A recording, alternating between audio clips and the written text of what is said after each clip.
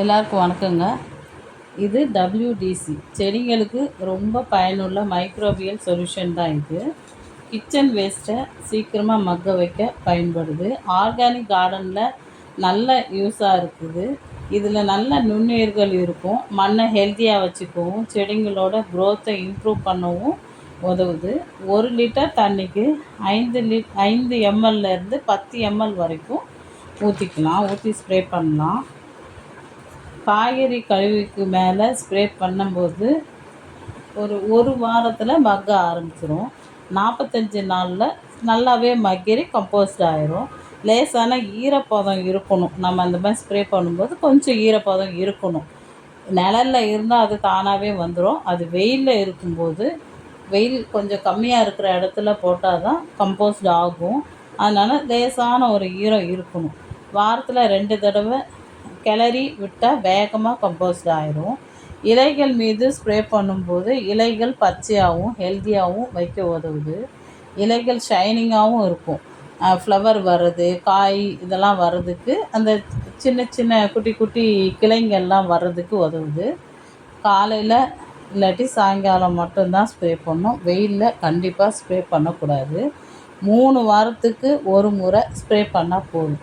இதில் அரிசி கழுவுன தண்ணி, வெல்லம், புளிச்ச தயிர் இந்த மாதிரி உள்ளதெல்லாம் தான் அந்த WDC லிக்விட் அந்த பாட்டிலில் இருக்கிறது. அதை தான் நம்ம தயார் பண்ணி நமக்கு தராங்க.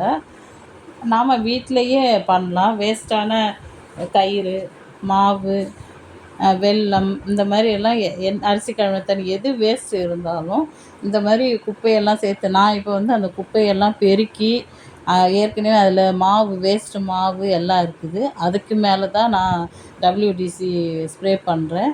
இப்படி ஸ்ப்ரே பண்ணும்போது சீக்கிரமாக மக்கிரும். என்ன 30 நாளில் மக்கும் அப்படின்னா நம்ம WDC போட்டோம்னா கொஞ்சம் 10 நாளைக்கு முன்னாடியே மக்க ஆரம்பிச்சிடும். அப்போ 45 நாளில் நல்ல கம்போஸ்ட்டு நமக்கு கிடச்சிரும். இந்த மாதிரி தான் நான் கத்திரிக்காய் செடி இந்த மாதிரி எல்லாத்துக்குமே தெளிக்கிற பழக்கம் இருக்குது எனக்கு. இது கிரவுண்ட் ஃப்ளோரில் இருக்கிறதுனால எனக்கு ஈஸியாக இருக்கும். மொட்டை மாடியில் பண்ணும்போது அதுக்கு தனியாக நம்ம டப்பாலாம் ரெடி பண்ணணும். இது நான் தரையிலேயே ரெடி பண்ணிடுவேன். தரையிலேயே வேஸ்டெல்லாம் எடுத்து அதில் போட்டுக்கிட்டே இருக்கும்போது முட்டை ஓடு எல்லாமே ஒன்றுமே ஓடுறது கிடையாது. எல்லாத்தையுமே போட்டுருவேன். போடும்போது அது ஈஸியாக மக்கிரும். அதை என்ன பண்ணுவேன், கொஞ்சோண்டு முருங்கை மரமாக இருந்தால் கொஞ்சோண்டு சுற்றி தோண்டிட்டு இதெல்லாம் எடுத்து அதில் போட்டுட்டு கொஞ்சம் செம்மண்ணை போட்டு மூடி விட்டுட்டோன்னா நல்லாயிருக்கும். நல்லா ஒரு வளர்ச்சி பளபளன்னு இருக்கும். இலைங்கெல்லாம் பளபளன்னு இருக்கும். இயற்கை முறையில் வர உரம்லாம் இது நாமளே பண்ணுறதுனால இன்னும் நல்லாயிருக்கும். வெளியே வாங்கிறத விட நாமளே பண்ணுறது ரொம்ப நல்லாயிருக்கும். அந்த மாதிரி தான் பப்பாளி காயெல்லாம் நிறைய காய்ச்சிருக்குது. இந்த வாட்டி செடிங்க நிறைய காய்ச்சிருக்குது மரத்தில். இந்த மாதிரி வேஸ்ட்டு எதையுமே தூக்கி போடாமல் பிளாஸ்டிக் கவரு மட்டும்தான் வெளியே தூக்கி போடணும். மற்றதெல்லாம் போட்டாவே நமக்கு கம்போஸ்ட்டு ரெடி ஆயிரும். வெளியே வாங்கிறதுக்கு நாம் இந்த மாதிரி பண்ணலாம். ஆனால் இடம் வசதி இருக்கிறவங்களுக்கு அது ஈஸியாக இருக்கும். வெறும் மொட்டை மாடியில் பண்ணுறவங்களுக்கு கொஞ்சம் கஷ்டம்தான். ஆனால் அதுக்கான டப்பாங்கெல்லாம் இப்போ விற்கிது. இல்லாட்டி ஒரு மண் தொட்டி எடுத்து நம்ம வச்சா கூட அதில் ஈஸியாக ரெடி பண்ணிக்கலாம். இந்த மாதிரி நீங்கள் செய்யுங்க. ஃபஸ்ட்டு ஒரு செடிக்கு செஞ்சு பாருங்கள். செஞ்சு பார்த்துட்டு சொல்லுங்கள், எனக்கு கமெண்ட்டில் சொல்லுங்கள்.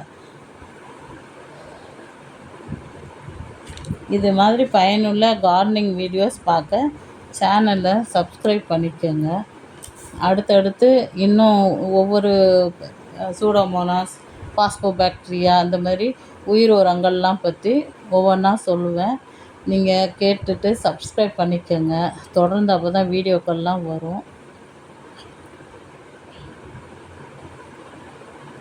இதெல்லாம் கத்திரிக்காய் பழுத்துருச்சு, விதைக்காக விட்டு வச்சுருக்கிறேன். கமெண்ட் பண்ணுங்கள். தேங்க்யூ.